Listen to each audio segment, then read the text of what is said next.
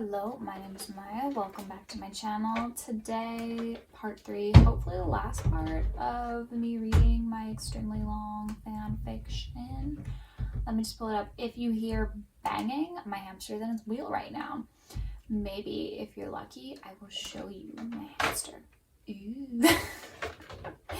Anyways, as you will have noticed in the last video that I filmed for this fan fiction, I filmed a video in January and it's coming out in March.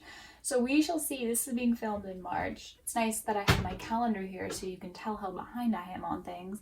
And when that Does Dean Love Cass debate comes out, part 1, you're gonna realize I filmed that back in December. But I don't have a lot of time. My editing software continuously fucks me over. I was basically almost done that Dean debate, and then the more I decided to update, and then my computer wasn't compatible with the update, so I lost everything. So that was really fun for me. And then I had to re-download a worse version and lost everything. So, you know, just like problems. But I'm gonna try to get all this supernatural stuff done by April, because TBH, I still, do not get me wrong, I'm still in the phase, but I've been doing supernatural content for basically almost going on a year now. I think I started posting in June, and I'd like to have all my supernatural stuff done so that I can move on to other things. Just because I've done so many videos up until this point, and it's taking me so long because they're really big videos, and TBH, no one's really watching them, so they're just purely for me. And no one's gonna watch this either, so I'm just talking into the void, which is what I want to do. But they're purely for me, so this is my own stubbornness driving me. But yeah, I really need to get this shit done, so I'm gonna film this now so it's filmed, since I have the time right now, because I gave myself the rest of the day off because I did first aid this morning. And Garth Davies is just rolling on his little wheel, so that's what you'll hear in the background. Okay, again, if you haven't watched part 1 and 2, go watch part 1 and 2. I'm just going to start off where we left off. I will say that this part that I'm about to read here is kind of what I envisioned for episode 20. So the episode 20 we got, shit. Let me introduce you to my episode 20. A much better alternative in my eyes. Jack appears in the continuous darkness that is the empty. He feels no fear or apprehension. He has power that he has never experienced before, a knowledge that runs the depth of the entire universe. He knows exactly what to do, though he isn't sure how. "You're here to put me to sleep?" The entity masquerading as Meg calls out from behind him. "That's what you want," Jack says calmly, turning to face it. "I can bring you eternal sleep." "Are you really going to give up your powers?" Meg's face quirks an eyebrow. "I don't know. I thought it would be easy, but having this power is so exhilarating." Jack shakes his head and looks around at the empty. "But I'll keep my promise to you if you leave Sam, Dean, and Cass alone." "They're human now. I want nothing to do with them," the entity spits out. "Get to it then. Put me to sleep." Jack nods and snaps his finger. The entity disintegrates into a puddle of darkness. Silence falls upon the empty, and Jack surveys the endless nothingness for a moment before disappearing into thin air. He appears in heaven, standing in front of a door labeled Mary Winchester. He opens the white door leading to the Winchesters' living room. A young Mary is making a young Dean pie, while baby Sam sleeps soundly in his playpen. The day outside is sunny, and the light illuminates Mary's smiling face. She doesn't notice Jack and continues about her task. Dean runs into the other room, clearly bored, waiting for the pie, leaving Mary alone in the kitchen with sleeping Sam. "Mary," Jack whispers into the illusion. His whisper shakes Mary out of her memory loop and causes the kitchen to lose its brightness. The sounds of Dean in the other room stop, and Mary turns to look at Jack. "Jack," Mary takes a tentative step back. "What are you doing here?" "I came to apologize." Jack lowers his head. "I'm sorry I killed you. You were trying to help, and I didn't mean to. It was an accident, but I should have been able to control my powers better. It's no excuse. You deserve to live longer with your sons, and I took that away from you. I will forever regret what I did to you." Mary stands there frozen for a second, and then she walks slowly up to Jack, who still hasn't moved. She wraps her arms around his neck and pulls him in for a hug. "Thank you for apologizing," she smiles as Jack wraps his arms around her. "You seem more like yourself now than when I last saw you." "I didn't have a soul," Jack responds as Mary takes a step back, putting a hand on his cheek. "I did horrible things. I shouldn't be alive. You should be." "No, Jack. I should have never been alive in the first place. I'm not excusing your behavior, but I was brought back from the dead into a world that I wasn't meant to inhabit. Perhaps it was just the universe's way of sending me back to where I belong," Mary says. "We have all made mistakes, especially when we aren't ourselves, but you can live every day from now on being the best you can be. That's how you can make it up to me. We defeated Chuck. Sam and Dean are free, Jack says as Mary drops her hand from his cheek and goes back to making her pie. That's good to hear, Mary smiles. They can live the life they choose now. I'm God now. Jack shuffles slightly on his feet. I don't think I should be, though. Do you want to be God? Mary asks. I don't know, Jack sighs. Then it sounds like you need to figure out what you want, Jack, Mary says, putting the pie in the oven. Because you don't want to be God, then you shouldn't be God. But I can't make that decision for you. What I can do is tell you what you did to me is no indication of what type of God you will be, or whether or not you are worthy of being God. Thank you, Jack smiles. I'll put you back in your heaven loop now. It was nice to see you. You too, Jack. Mary returns her smile and stays as she loses sight of him, and a young Dean comes running back into the room to hug her. Scene change. Yeah, I felt like maybe a little bit more closure was needed. I just think that since they had the opportunity to actually go visit Mary in hell, or in heaven, they should have. And I think that Jack should have appropriately apologized, because though I do see it as an accident, manslaughter is manslaughter no matter what, and you did take someone's life away, and I know that it's like hard to think about apologizing to someone that you harmed in that severe of a way, but Supernatural gives you a way to do it, and I just think that that apology is something big, you know, if it comes from the heart and it's meant. I think it can be great for not only the person who dealt the harm to maybe move on and try to live a better life, but also the person who was harmed, they can also try to move on. It's hard either way, I know, but I just think that that apology is very important. What if he doesn't come back? Cass asks as they all sit around the library table nursing a glass of whiskey. They were supposed to be celebrating, but it felt off without Jack. He will, Dean says, giving Cass a reassuring rub of his back. He said he would. Dean's right. He would at least come back to say goodbye if he was planning on staying God.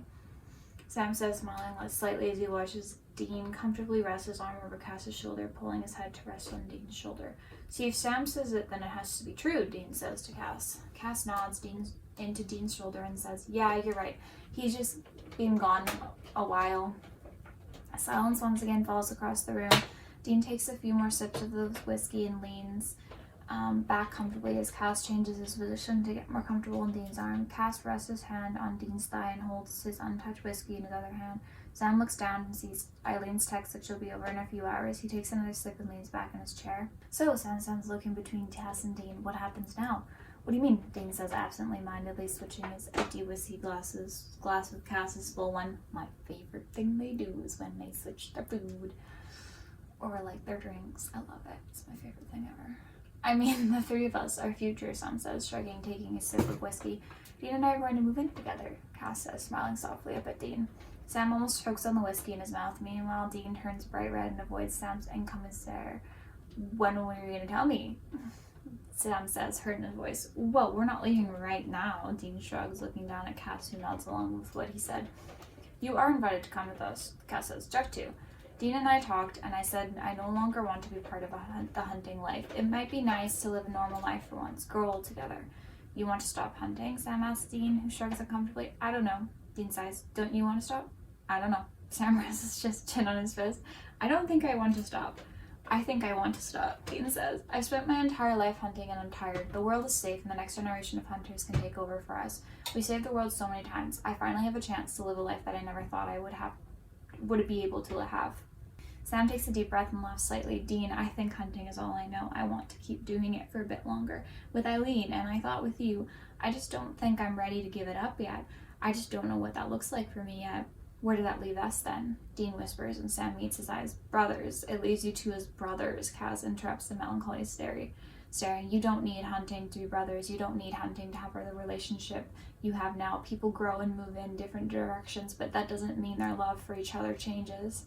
So this was like something I touched on when I talked about Sam and Dean's relationship, but I truly don't see the way that they kind of view their relationship and how their relationship is connected with hunting as very healthy, because I think that they very much, though they will never really outright say it, they very much believe that without hunting they have no relationship, and throughout the show there are instances where that's exactly the case, and where you see that they will only ever leave hunting if the other person is not hunting. It's like the only thing they believe is that's binding them together is hunting.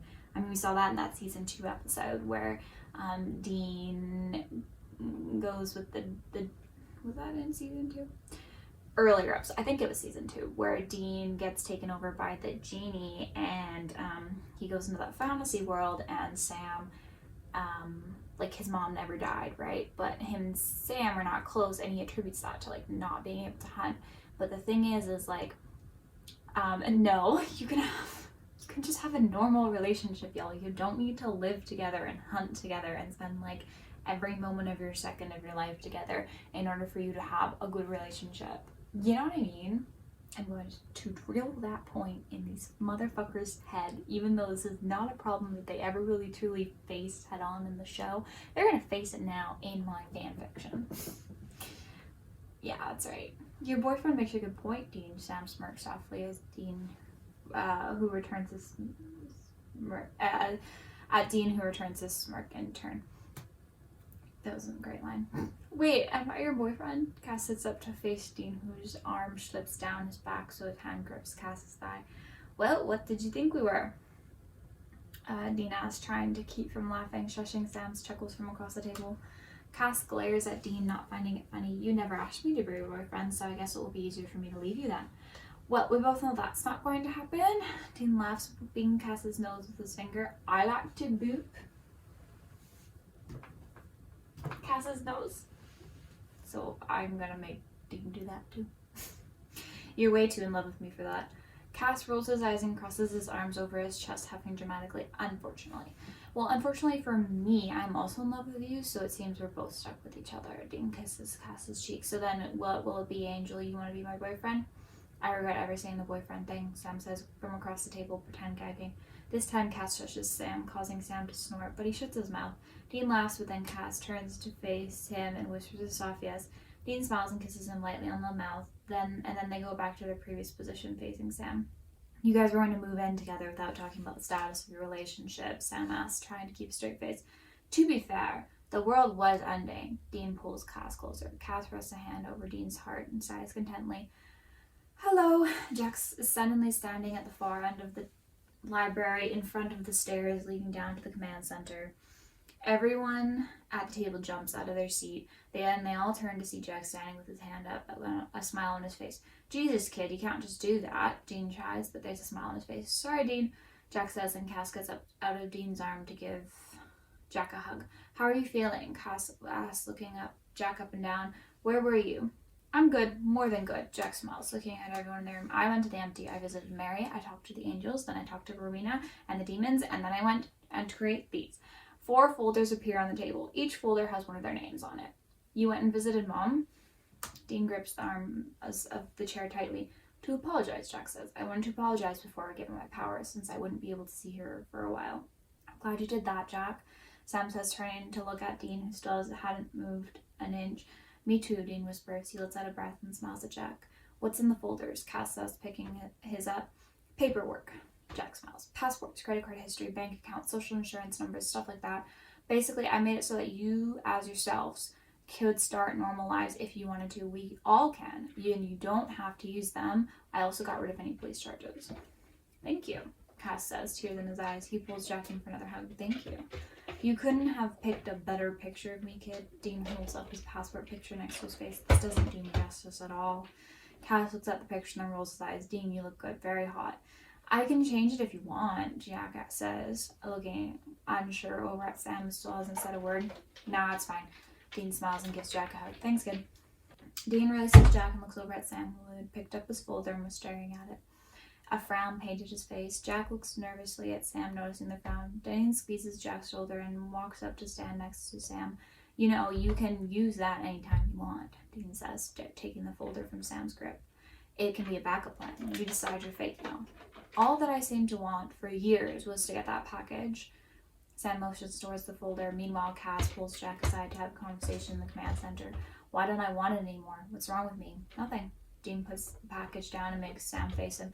If you want to keep hunting, then keep hunting. There's no shame in that. As long as it's your decision and you're doing what makes you happy. It doesn't matter if the life that you thought you'd have is not the one you end up wanting when the choice is presented to you.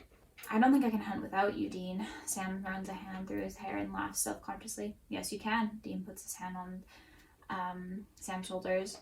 You are an amazing hunter, and it wasn't because of me. Will you still join me from time to time? Sam asks. Depends on if the old ball and chain will let me.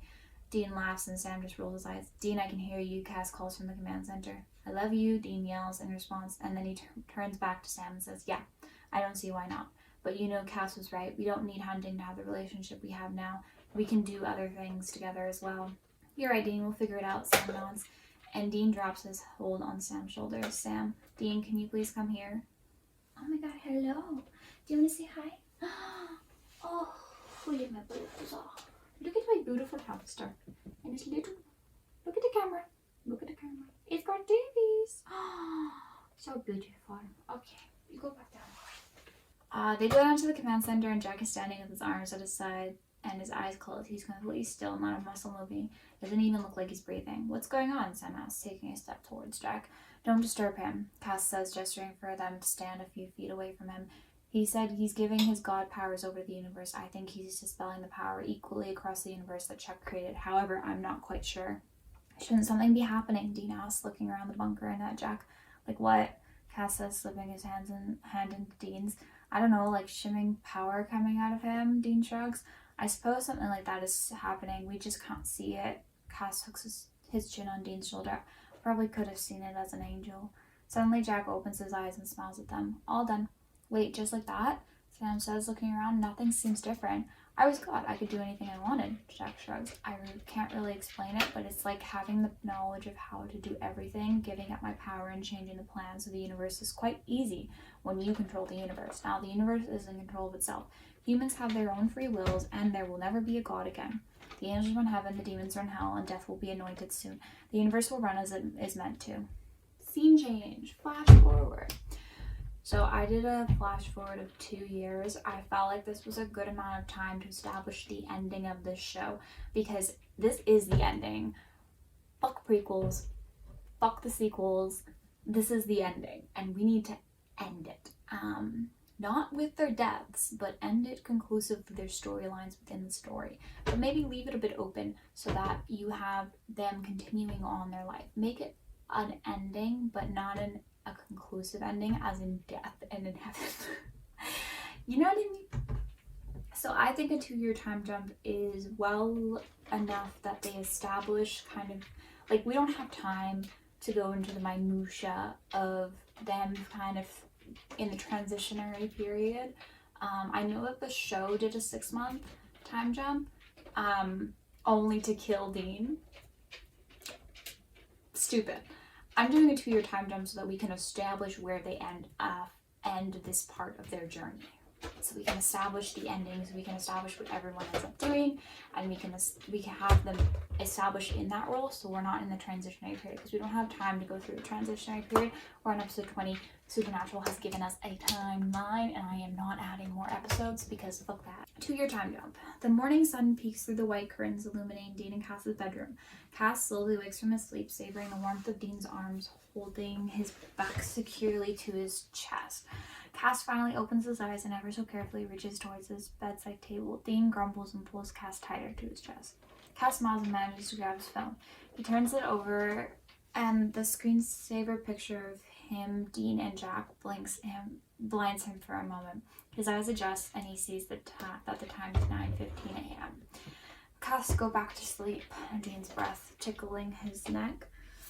Cass puts the phone back onto his nightstand, and he can feel Dean smiling onto his neck. Cass rolls over in Dean's arms so they're facing each other. Morning, Dean, Cass says, kissing his lips softly. Dean grumbles and rolls over onto his back. Not morning yet, let's just go back to sleep. Cass rolls over onto his stomach and snuggles up on top of Dean. Dean snakes his arms around Cass as though it's second nature. It's after 9. The farmer's market opens at 10. Cass says, kissing Dean's neck. You promised we could go today. You're lucky you're cute, Dean says, finally opening his eyes to look at Cass. We don't have to leave just yet. It's open until 1. Cass rests his chin on Dean's chest, looking at him in the eyes. Jack's probably up, though. I think he said he would make us breakfast. Now that is an incentive to get out of bed. Dean runs his thumb lightly over Cass's cheek. I'm so glad he decided to go to culinary school, and that his homework is to make us food. I have to agree, his food is delicious, Cass smiles. Okay, first decision I made. As you can see, Dean and Cass are living together, but I made that decision back then. I decided to send Jack to culinary school. I had many different things and avenues that I wanted Jack to do, and I couldn't decide, and it came upon me to have a cooking plot line because I felt like the good way to get Dean and Jack to like have a good conversation was over food, and then for Dean to teach Jack how to cook because I think that would be a cute scene. And then I decided that Jack really liked that, so now he's going to culinary school. And I was also very hungry while writing this, and as you'll see later on, I was craving eggs Benedict. So they're gonna have eggs Benedict, and it's made by Jack in his culinary school, and I just think that's a fun avenue. Don't you think that's a fun avenue? Well, Angel, if I'm going to get out of bed anytime soon, you're going to have to get off of me. Dean winks, slightly pushing Cass's shoulder. I'm very comfortable though. Cass kisses Dean's chest and then sits up, causing Dean to frown slightly. Dean sits up, leaning his back onto the pillow, resting it on their headboard. Cass sits in the middle of the bed, the covers draping around his legs, looking at Dean. I want to ask you something, Cass says as Dean reaches to look at his phone. What's that? Dean says, looking up briefly from the text he started sending. How long are people in relationships before they get married? Cass asks. Dean looks up quickly and the grip on his phone loosens and it falls onto their comforter with a soft thump. Dean clears his throat and runs an awkward hand through his hair. Cass raises an eyebrow at Dean's reaction but doesn't say anything. Why do you ask? Dean finally says, shuffling slightly. Dylan mentioned yesterday that when I was doing gardening that it was weird that we had been together for 15 years and have a kid, but that we aren't married. Cass shrugs, scratching the back of his neck, blushing slightly. He said it was a red flag that you hadn't proposed yet, and then I should be worried about you. Dylan's an idiot. Dean crosses his arms over his chest in anger. You shouldn't listen to him. He's just projecting because his boyfriend won't propose to him. Dean, you shouldn't speak ill of our neighbors, Cass says, looking down at the blanket. I'm sorry I brought it up. You know, I don't think what he says is true. Why did you bring it up then, Cass? Dean says, annoyance filling his tone. Cass sighs and meets Dean with angry eyes. Would you ever want to get married, Dean? Are you asking because Dylan mentioned it or because you want to get married, Dean asks, the anger dissipating from his voice. Cass shrugs in a voice looking at Dean's face. I don't know. Dean sighs and grabs a hold of Cass's hand. Cass allows Dean to tug him down to rest once more on Dean's chest. You wouldn't have brought it up if it didn't matter, Angel. Dean kisses the top of Cass's head. Tell me the truth. The idea of marriage has always been pointless to me when I was an angel. Cass laughs into Dean's chest softly. I mean, even though in my wildest fantasies of what we could ever have been, I never even considered marriage because what was the point? I would live forever and you would die. Also, the idea of saying vows in front of God for obvious reasons was an uncomfortable idea. However, lately, now that we're both human, I've allowed myself to consider things that I never allowed myself to. I know that it seems a little stupid because it's just a glorified Christian ritual, but the idea of committing myself to you in a symbolic and tangible way is quite appealing. It also just seems like the human thing to do, and I want to experience everything with you. Well, you make a convincing argument, Dean says quietly. Dean, we don't have to though. Cass lifts himself off of Dean's chest to look at him. Just the fact that I get to be here with you and wake up next to you for the rest of my life is enough. I just thought I would ask. Dean smiles softly and kisses Cass gently, his fingers resting on Cass's chin. When he ends the kiss, he rests his forehead on Cass's and says, Now the asking is my job, Angel. Cass breaks their forehead touch and drops his arms around Dean's neck and looks into his eyes, into those green eyes. Really? Dean winks, smiling as he wraps his arms around Cass's waist. Really? Cass pulls Dean into a kiss. Dean moves his phone back onto the bedside table and pushes Cass down into the memory foam mattress. Oh yeah, that's right. Do you think I would make Dean get rid of his memory foam mattress? Hell no. We're going to be late for the farmer's market, Dean whispers onto Cass's lips. Then we'll be late. Cass pulls Dean in for another kiss, and Dean chuckles softly. Scene change. Everyone seems to think that Cass would be obsessed with farmer's markets, so I did for the girlies, the fanfic girlies. The main one I want to talk about is the marriage. So I chose the marriage for a few reasons. First reason, and this is the main reason, is that it's actually a parallel. So what you're going to see is I wanted to end the series how we kind of started the series, but reverse. So Dean is out of the life. You'll see he's not really fully, but I'm trying to give him the Sam moment. You know, Sam started the series out of the life. He had a serious relationship and he was going to propose to Jessica. Same thing happening here with Dean. We see Dean's out of the life and he's got a serious relationship and he's going to propose to Cass. It was mainly for the cinematic parallels. However, I do think that it's like, I'm not a big I don't really care about marriage too much. But I think that it would be sweet. Like, they don't need to get married. I did more for the parallels, but I think it would be sweet if they did. Just because I do believe what I said about Cass. I just think that they would want to kind of experience everything they could, just because they know the fragility of life, and even if it is kind of a meaningless ritual because they kind of know Christianity and all that shit, doesn't mean that that's not something that that symbolicness and just that way of showing their love, they want to kind of do that. So it was mainly for the parallels. No, I'm gonna be completely honest. I wanted to have a good parallel. I feel like we should come full circle, and I think that'd be interesting if they not only ended up differently from where they started, but they kind of ended up opposite of where they began, but they kind of switched places. And you'll see the parallels they continue. I just think, hey, let's end this well. Let's end this nostalgically. Let's look back on what we had, but also conclude it. Okay, Jack is standing over the stovetop where 3 large pots were sitting on the elements. The island behind him is full of organized clutter and ingredients and mixing bowls. Dean and Cass walk into the kitchen, causing Dean's stomach to grumble. "Smells good, kid. What are you making?" Dean says, immediately walking to the fresh pot of coffee on the far side of the counter. Jack turns and smiles at their entrance. "Eggs Benedict. They're almost ready. You guys can sit down and I'll bring them to you." Eggs Benedict. Fuck. Eggs Benedict. I haven't had Eggs Benedict. I still haven't had Eggs Benedict since I wrote this in October. Someone get me fucking Eggs Benedict.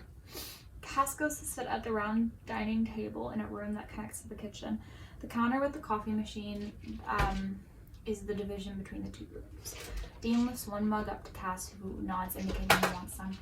"Thanks, Jack," Cass says, settling into a seat. "You are welcome," Jack responds, carefully taking a poached egg out of the boiling water. "My teacher said that I needed to practice my egg poaching." "Bless you, teacher," Dean says, grabbing the tiny egg up to put into Cass's coffee. "Do you want some coffee, kid?" "I had some earlier," Jack says, not looking up from the plate where he was placing a piece of ham on a toasted English muffin. "Are we going to the farmer's market today? I want to get some fresh produce." "We are. We'll leave after breakfast." Cass smiles as Dean passes Cass's mug of coffee before sitting down next to him. "I'm going to make a phone call before we start eating," Dean says, leaving his coffee at the table. Cass tilts his head at Dean, who just kisses the top of his head, moving towards the screen door on the other side of the kitchen, where it leads into the back porch. Cass takes a sip of his coffee, watching Dean walk away. "Before you leave, Sam invited me to go camping next weekend. Can I go?"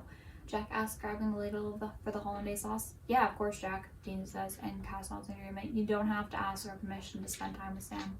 "Oh, okay." Jack smiles, putting the hollandaise sauce over the first 2 eggs Benedict. "I'll let him know. I'll go then. Do you want hash browns?" "What type of question is that?" Dean laughs, opening the screen door, letting the cool early autumn breeze in. "Of course I want hash browns." "Bacon?" Jack calls out as Dean steps out onto the porch he built, looking out at their big backyard. "You know it." Dean winks, closing the door.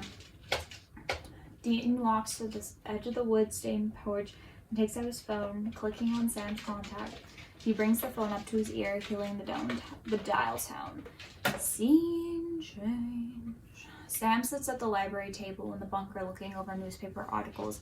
He notes a suspicious death in a small town in Colorado. He opens his list of current hunters in Colorado and picks the one situated closest to the city. He sends the newspaper to the hunter, telling them to either confirm or deny the hunt. He continues his scrolling once the message gets sent. He hears his phone buzzing and picks it up, thinking it's the hunter he just texted, only to see Dean's name on the caller ID. He smiles and looks around at the bunker, but none of its transient residents are around. He answers the call and puts the phone up to his ear. "Hey, Sammy," Dean says. "Hey, Dean." Sam leans back in his chair, fiddling with his pen. "If you're calling about the camping trip, I promise no hunting. Can I just call you to check in and see how you're doing?" Dean says, teasing in his voice. Plus, Cass, I trust you. Plus, Cass and I trust you, Sam. You don't have to assure us of anything." "I'm doing good, Dean," Sam says, ignoring the ping on his laptop. "How's the hunting business going?" Dean asks. "I've been able to get most of the hunters to join us. They agree it's safer to have someone like me overseeing their hunts, so we know when people go hunting and how long they're gone in case they go missing." Sam says, "Fatalities have gone down, but the monsters are not what they used to be. It's almost like they all disappeared with Jack." "I made Sam command center," I actually liked the direction of, okay, season 14 Sam, where he was taking over the bunker and he did a lot, like he had the people from the alternate dimension and he was running things. I gave him a similar role to Bobby. I just feel like that's a good way to honor Bobby's memory. And also, I just think that since Sam really struggled a lot with his confidence in his own hunting abilities, for him to feel confident enough to not only hunt without Dean, but also to run an operation like this, it shows growth in his character. Thank you for giving me that talk. That's good, Sam, Dean says, clearing his throat. So how's Eileen doing? Sam chuckles slightly, suspecting Dean is stalling. She's good, doing a great job training hunters. We both really like it. It feels good to share the knowledge we've accumulated over the years. You were always meant to be a boring teacher, Sam, Dean laughs. I bet you people fall asleep in your classes. Haha, very funny, Dean. They kind of don't really hunt in the traditional sense anymore. They just more run like a hunter academy. And I like that for them. Sam says, rolling her eyes. So why did you really call? I'm going to propose to Cass, Dean says, and Sam stops fiddling with his pen. Well, I was not expecting that, Sam says, a smile forming on his face. Did you call to ask if I could be your best man? Well, that should go unspoken. I want a great bachelor party, Dean laughs nervously. I just wanted to tell you. Sam looks down at the table, a feeling of dread forming in his chest. Silence falls between the two of them. Sam closes his eyes and leans back in his chair, running a hand through his hair. I can't hunt anymore, Sam, Dean says, finally breaking the silence. I said I'd help you get hunting back up and going. I said I would help you keep order among those who tried to take advantage of the lack of God. But I think it's time. It's been a month since our last hunt anyways. Sam takes a shaky breath and lets a smile break through the pain he's feeling. I'm so happy for you, Dean.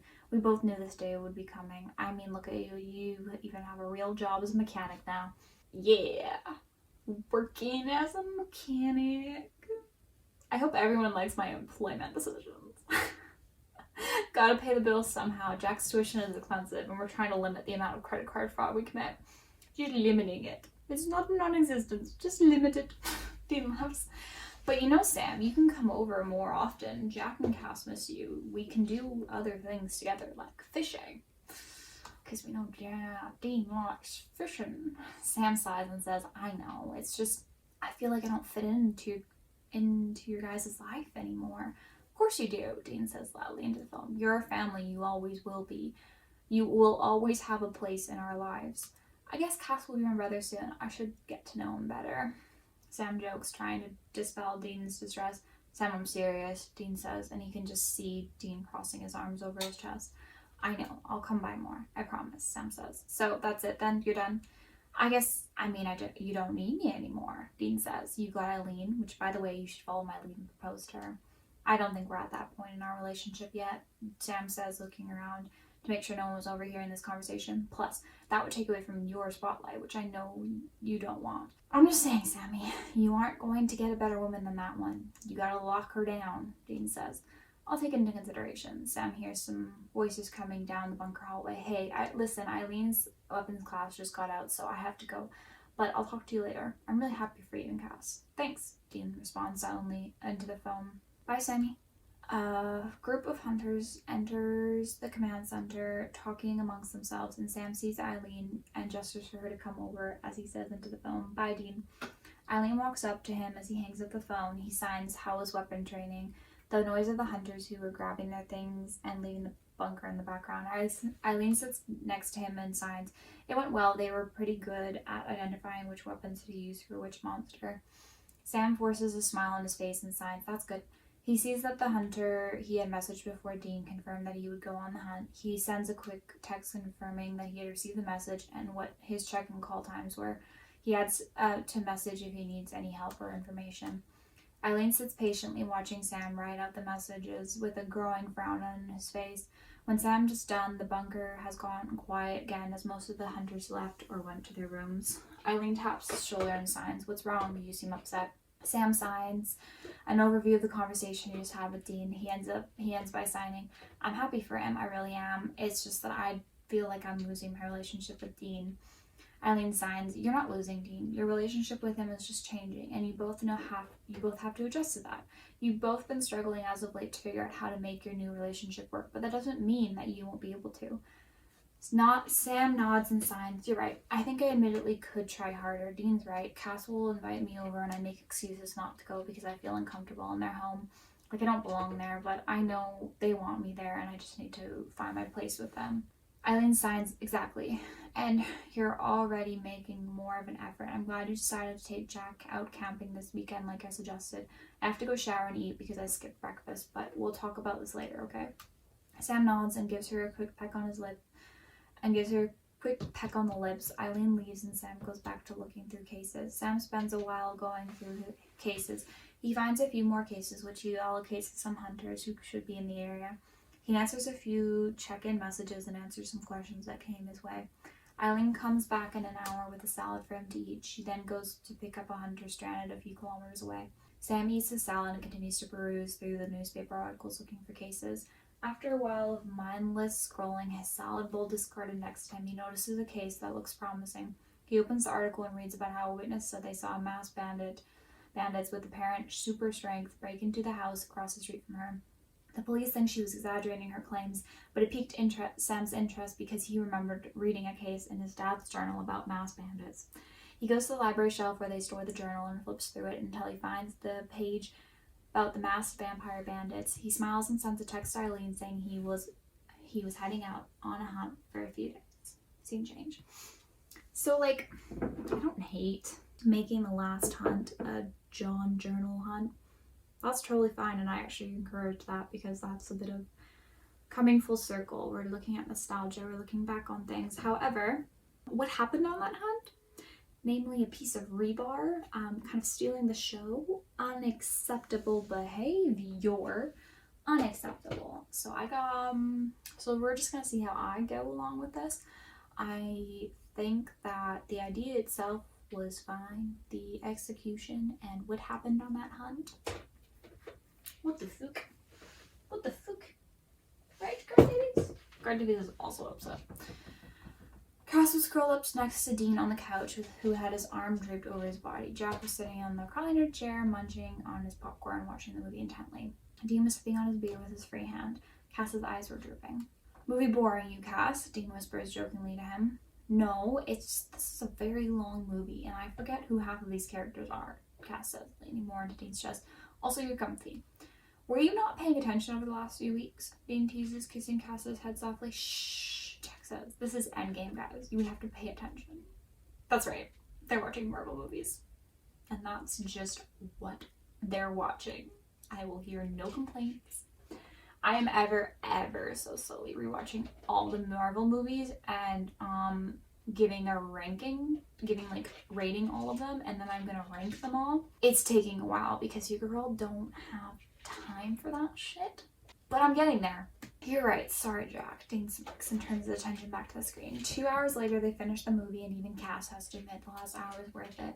Jack and Dean were upset about Tony Stark dying. Maya was also upset about Tony Stark dying. What am I saying? I don't know. It's been a long day, and it's only 3:30. Cass sounds audibly and kisses Dean on the head, saying he was going to head to bed. Dean and Jack stay up for a little while longer, having a speaker to talk about the movie. Then Jack heads to bed, indicating he needs a good night's sleep before school tomorrow. Dean sits down on the couch and looks at the clock on his phone. He decides, since it's only 10:30 p.m., he can squeeze in an episode of a TV show before he goes to sleep. Dean starts looking through Netflix to see what he can watch for a bed. He spends a few minutes scrolling until he hears a creak coming from the other side of the house. Oh, yeah, the parallels, y'all. The parallels from the first episode. I just really liked the idea of it kind of being like a parallel, but also coming full circle. Just like that. He pauses his creaking and listens more intently. He hears another creak a few seconds later. He knows it's neither Cass nor Jack because he would have seen them walk down the stairs. He reaches his hand ever so quietly underneath the coffee table to grab one of the many knives that they had hidden around the house. They had, of course, warded the entirety of the house when they moved in, and Dean and Cass take turns checking all the warding is still up. They use a bioluminescent substance so that it would be visible unless under a black light. Dean grips the medium-sized knife in his hand and slowly stands up from his place on the couch. He identifies the creaks coming from the other side of the house near the kitchen. He slowly starts making his way out there, knowing which planks of wood wouldn't creak under his weight. He makes it to the corner that turns into the kitchen and carefully looks around it. He sees a dark figure creeping around the kitchen. The lights were off and night had fallen outside, so the identity of the figure could not be determined, but Dean could make out its shape. He sneaks up behind the figure and puts a knife to his throat. Before he can say anything, that figure elbows him in the gut, causing him to drop his knife from the person's throat. He grunts and leans forward. The figure turns towards him, and Dean builds up his strength and rams the figure into the countertop, causing a loud crash throughout the house. The response is a punch to the face for Dean, which Dean pays back with a punch of his own. "Who are you?" Dean grunts out while punching the figure again in his face. "Dean, it's me," Sam says, groaning slightly. "I see you haven't let yourself go." So as you may remember, the first episode starts with Dean breaking into Sam's house with a hunt, with a case. Their first case that starts off the show, and their last case that they will have together will be in the same vein, but it'll now be Sam breaking into Dean's house. Do we see parallels? Do we like it? I think this is a great idea. I don't know why they didn't do that. Dean stops punching and goes to turn on the light, which reveals Sam standing with a bloody lip in his kitchen. "Sam, what the fuck?" Oh yeah, Dean can still swear. Sam leans on the counter as his nose starts bleeding. "Hey Dean. Dean, are you okay?" He hears Cass call out as two sets of footsteps walk down the stairs. "I'm fine," Dean yells, back opening one of the counters and grabbing Kleenex, which he tosses to Sam. Cass and Jack enter the kitchen and take in the scene. Jack waves at Sam and Cass just crosses his arms over his chest and looks between the two of them in frustration. Sam shuffles slightly on his feet as he holds a tissue to his nose. "Sam, why are you here?" Cass says, exasperation in his voice. "It's the middle of the night." It's actually only like 11, but to be fair, it's technically middle of the night. It's on a school night, okay? They have to go and work tomorrow. It's a work night. They're going to bed early. "Sorry," Sam says, looking between the three of them. "The plan was better in my head, not an execution." "What plan?" Dean asks. Meanwhile, Cass looks suspiciously at Sam. "Well, you remember how you broke into my dorm when Dad went missing and it was our first hunt together?" Sam shuffles awkwardly with three sets of confused and annoyed eyes on him. "Well, I was doing the same thing and was going to invite you on one last hunt." "Jack, you should head back up to the bed," Cass says before Dean can respond. "You have school tomorrow." Jack nods and says, "Bye, Sam. I'll see you for camping on Friday." "Bye, Jack. I'll see you Friday," Sam says, still holding a bloody tissue to his nose. Jack goes up the stairs and Sam, Dean, and Cass stand in silence in the kitchen until they hear Jack's footsteps fade away. "What's this about last hunt?" Cass grips the counter, clearly agitated. "Why didn't you say anything to me?" "Because I didn't know," Dean says, throwing his hands up in the air in exasperation. "He surprised me, which is why he has a bloody nose and bloody lip." "Cassie didn't know," Sam says. "It was meant to be a fun trip down memory lane." Cass rolls his eyes and releases his grip on the counter. "Well, next time just use the front door and call ahead." "Right, yeah, sorry," Sam says, switching out his bloody tissue for a clean one. "So, last hunt, huh?" Dean raises his eyebrows. "A case came up that's close to here. They were mentioned in Dad's journal. I thought it would be an appropriate last hunt." Sam sighs and winces when his fingers accidentally touch his split lip. "God, I really wish you could still heal me, Cass. "We have a first aid kit," Cass says, turning his attention to Dean. "Dean, do you want to come and get it with me?" "I just finished first aid." I like to think that Cass made Dean take first aid. I just like to think that happened and made Jack do it too. I think that would be fun. I bet you he did. I mean, I wrote this so I can put that as canon, I guess, but headcanon in my own canon work. Dean nods, shooting Sam a "why the fuck are you getting me in trouble" look. Sam mouths sorry and shrugs, holding back an amused smile. Cass leads Dean down the hallway to the basement door. Cass opens the basement door, creaks softly, and starts down the steps, one creak at a time. Dean follows, closing the basement door softly behind him. The low illumination of the single bulb on the ceiling reveals a storage room full of a medley of weapons, books, and first aid equipment. Cass sighs and starts rifling through a large first aid kit. "What's Sam talking about? Is this your last hunt?" "I wasn't even planning on having a last hunt. I was just going to stop," Dean says, watching Cass carefully close the first aid kit, his other hand holding some antiseptic and band-aids. "So I wrote this before I took my first aid kit and my first aid course, and I would like to tell me, the writer, that he should have grabbed a bandage and one of those little pads and bandaged it up like that." Cass turns to look at his face unreadable. "Why are you stopping?" "I don't want to anymore," Dean says awkwardly, scratching his face. scratching his head. Felt like it might be the right time. So this is about what we talked about this morning. Cass says, frowning slightly. Hope you didn't think I wanted you to stop hunting because I brought up marriage. Dean laughs softly and closes the distance between him and Cass, wrapping his arms around Cass's waist. I made the decision myself, Cass. I thought you'd be happy. I am, but I also don't want you to regret your decision later or come to resent me, Cass says, wrapping his arms around Dean's neck, the first aid equipment still in his hand. I could never, Cass. I want to do this. I don't want to be half in, half out anymore. Dean smiles slightly, rubbing his nose on Cass's, causing Cass to smile slightly. It was just the push I needed to fully move on from this chapter of my life. It's just not who I am anymore, and that's okay. Well, in that case, Dean Winchester, you better come back from the symbolic last hunt to propose to me, Cass says, kissing him softly on the lips. Dean steals another kiss and then whispers on Cass's lips. Of course, Angel. We better get back to Sam, Cass says, pulling back from Dean. Also, you need to call in sick to work. You can't just not show up to work. Dean rolls his eyes, though. There's a smile on his lips. I will. Don't worry. I'm just going to go pack a duffel bag for the hunt. You go and up and tend to Sam's life-threatening wounds. Actually, a blow to the head can be quite life-threatening. I learned that in my first date. Cass laughs softly and kisses Dean once more on the lips before heading up to Sam. When Cass gets back to Sam, Sam's looking through the fridge, frowning slightly. Cass clears his throat and says, I got some bandages and antiseptics for your wound. Whoa. I changed it halfway through. I knew it wasn't Band-Aid. I changed the bandages. Look at me go. I've taken first aid like maybe 3 times and I still always go in there and like don't remember half of it, which I think is not good. Maybe I'll stick this time. I remember the basics, but like honestly, like I don't always remember how to properly wrap a sling. Because I never do that. I've never wrapped a sling on a real injury. I wrap it on people in first aid class once for like 10 minutes. You're welcome, Cass says with an amused look on his face as he hands Sam the stuff. Sam goes to sit at the dining room table and starts tending to his wounds. Cass sits across from him. Sam, are you mad at me? Cass asks softly, causing Sam to pause for a moment while applying a bandage just below his lip. I'm judging myself on this first aid work. No, Sam says, putting the first aid equipment down on the table and leaning back in his chair. Why would you think I was mad at you?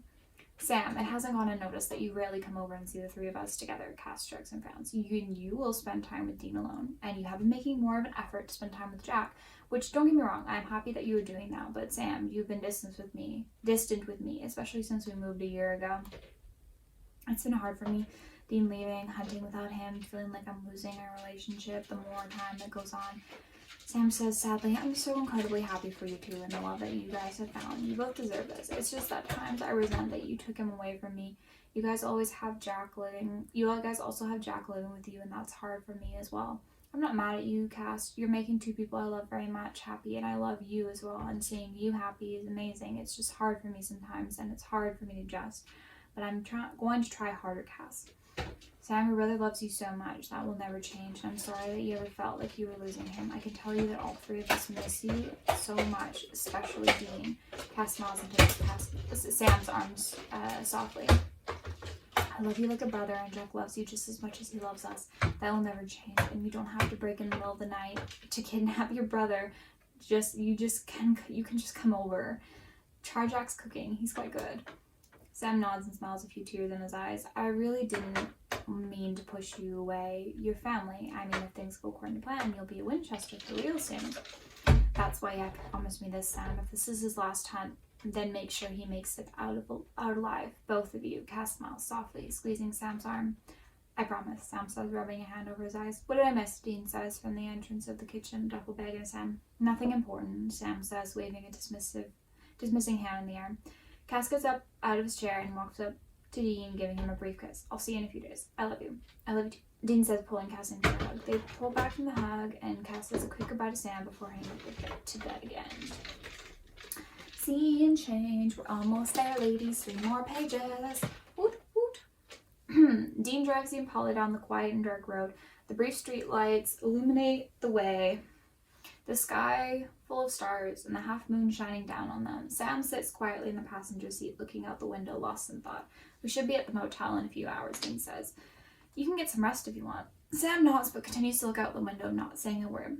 You okay, Sam? Dean asks. You've barely spoken since we hit the road. I've just been lost in thought, I guess. Sam sighs. Thinking about the conversation you had with Cass, Dean says, yeah. Sam responds quietly. Hey, do you want to pull over and look at the stars for a bit?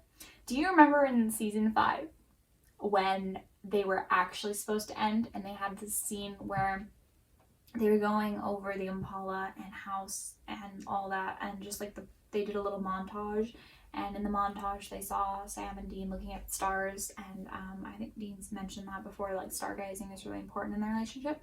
So why would you not end in stargazing? I mean, they did in the season 5 finale. What's so fucking different about your season 15 finale? Ladies, the effort was 0. Dean nods and gently guides the Impala to the side of the empty road. They both get out of the car in silence. Sam goes to open the trunk and brings out 2 beers. Dean goes to lean on the front of the car, the headlights illuminating the gravel and road in front of them. Sam comes back and leans next to Dean. He hands him a beer and takes a sip of his own. Dean takes a sip and looks up at the stars. It just dawned upon me that this will be the last time we ever do this together, Sam whispers, a soft smile on his face. Driving in the dead of night, going to shitty motels, following a lead, researching together, or more like, you go and get drunk and I research. Last time we'll pull out those fake badges together. Last time we'll fight over something case related. Last time I'll hunt with you. But it'll be the first time for so many things too. Dean takes another sip of his beer. As much as I resented hunting at certain times, I will miss some parts of it, especially the parts with you. Do you ever wish that you never started hunting? Sam asks. Maybe in the darkest moments of our lives I did, Dean frowns. Moments when you would die, Cass, or someone else I loved. I would think about how hunting has caused so much pain. I would resent Dad for making us do it, for bringing you into it. I would resent myself for bringing you back into hunting for selfish reasons. I came willingly, Dean. I chose this life in the end, Sam says. I know, but that isn't to say that I would ever take back the fact that we saved people's lives. That we got to meet so many people we now consider family. Dean smiles softly. Some of those people we loved are dead, and I wish that weren't so, but we can cherish those moments we had with them and be happy that we got to know them at all. When did you get so philosophical, Dean? Sam asks, a sad smile on his face. Cass makes me eat vegetables now. Perhaps that's why. Dean snorts softly. I saw your fridge. I couldn't believe it. Sam looks up at the sky again. I know what you mean though, Dean. Promise me that you won't disappear from us after we finish this time.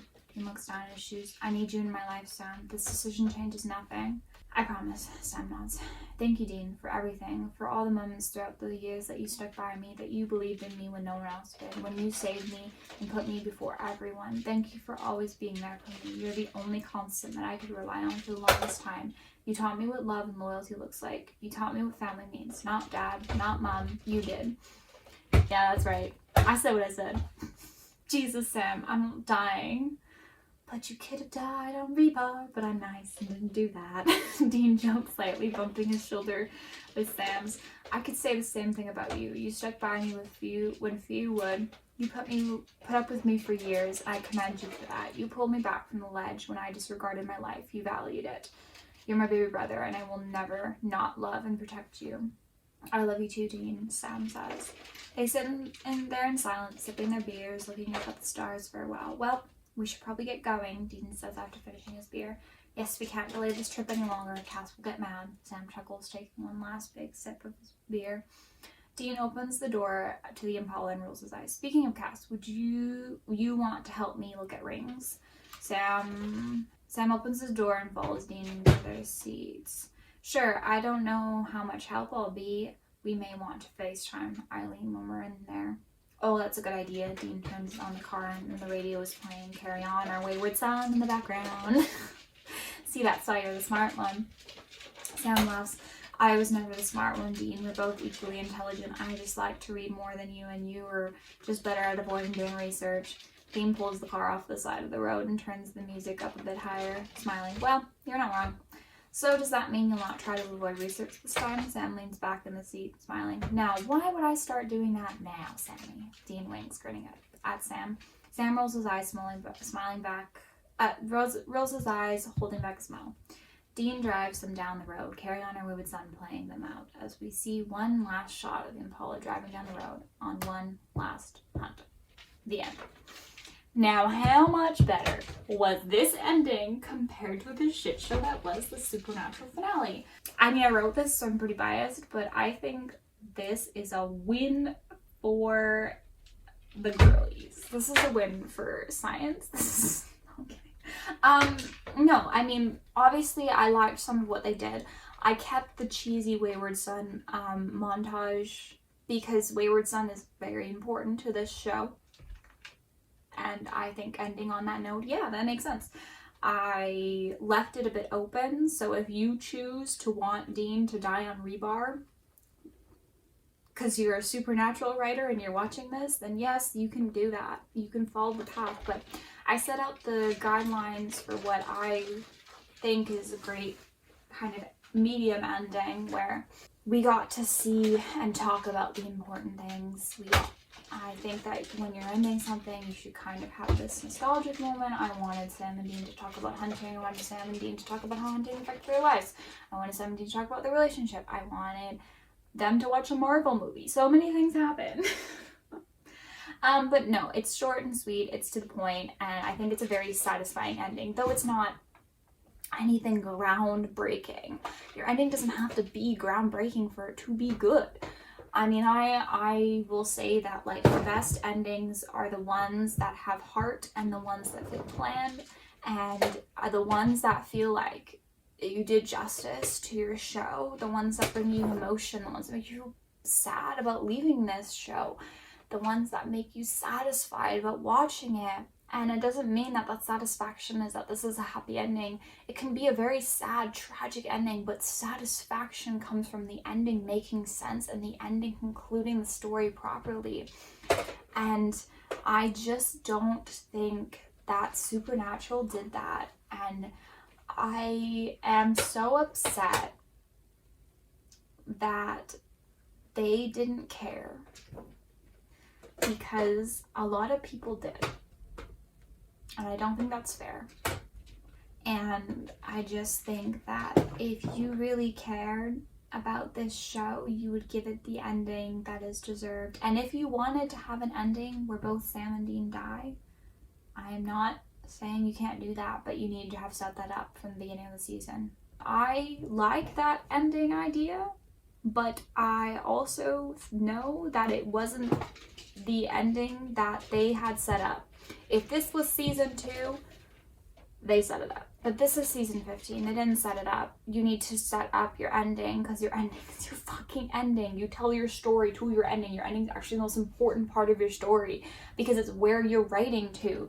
This is your entire point. I never write anything unless I have an ending in mind, because I have no direction to go.